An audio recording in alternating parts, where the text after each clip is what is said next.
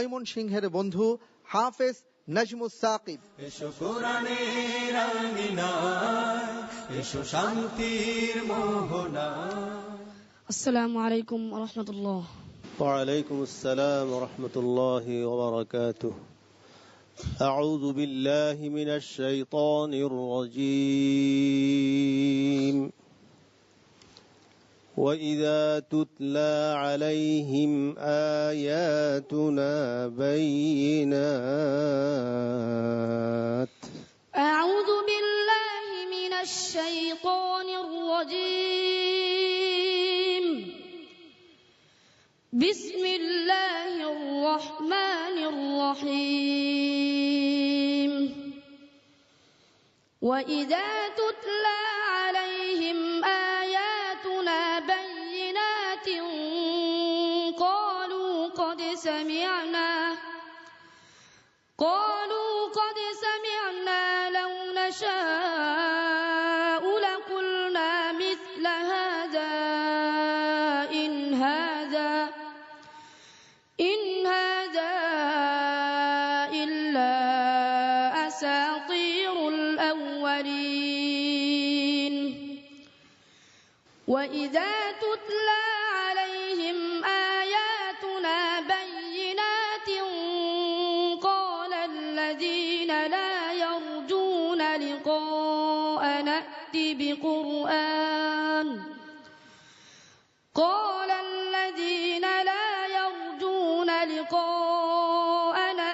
بقرآن غير هذا أو بدله قل ما يكون لي أن أبدله من تلقاء نفسي إن أتبع إلا ما يوحى إلي إني أخاف إن عصيت ربي عذاب يوم عظيم. وإذا تتلى عليهم آياتنا بينات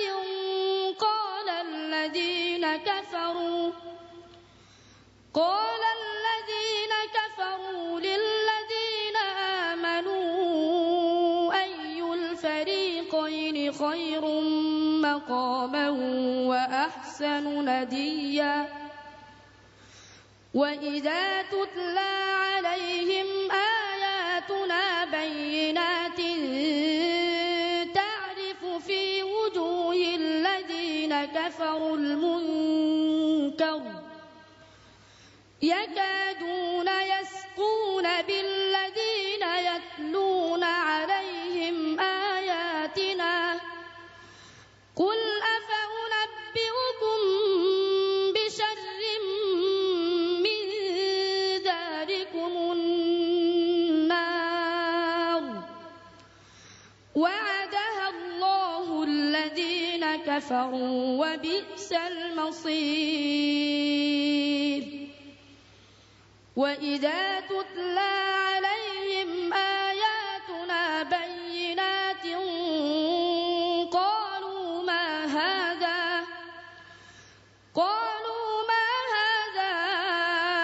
إلا رجل يريد أن يصدكم عما كان يعبد آباؤكم وقالوا ما هذا إلا إفك مفترى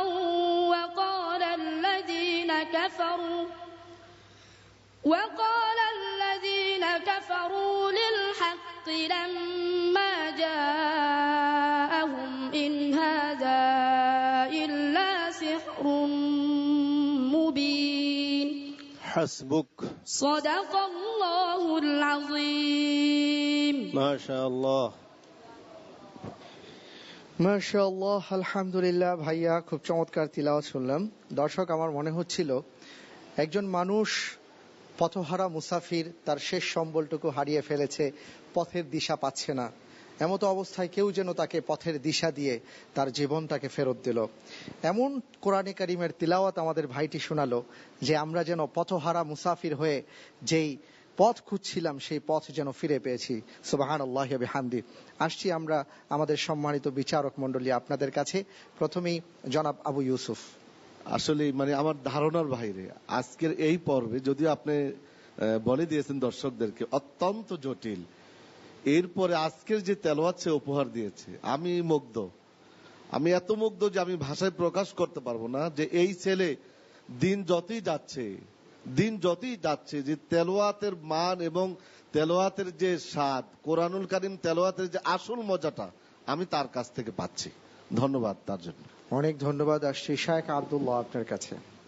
এত উন্নত মানের তেলাওয়াত এবং প্রত্যেকটা প্রশ্নের উত্তর সে এভাবে দিল, সুবহানাল্লাহ।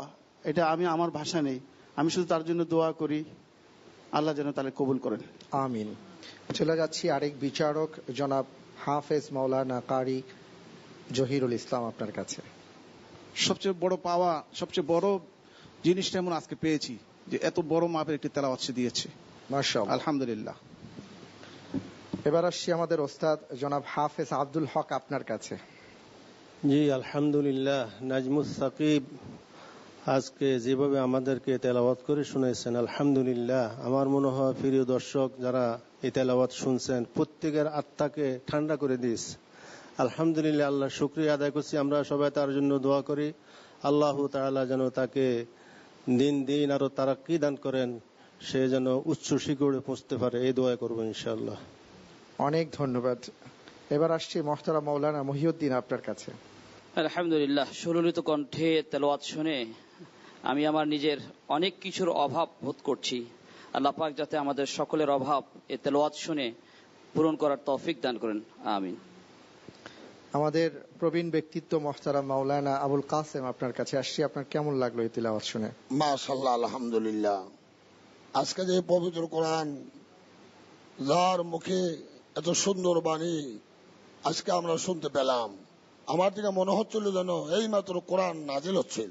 সুবহানাল্লাহ। আমরা দোয়া করব তার জন্য আল্লাহ পাক রব্বুল আলামিন বাংলার জমিনে এইভাবে যেন প্রত্যেকটা ঘরে ঘরে আল্লাহ পাক রব্বুল আলামিন তার মতন একজন করে হাফেজ যেন আল্লাহ কবুল করে নেন। আমিন আমিন। অনেক ধন্যবাদ ভাইয়া, অনেক অনেক মোবারকবাদ। সবাই তোমার জন্য দোয়া করেছেন, তো আমরাও দোয়া করি আরো বড় হও, আরো বড় আলেম হও, হাফেজ হও। কেমন? জাযাকাল্লাহ।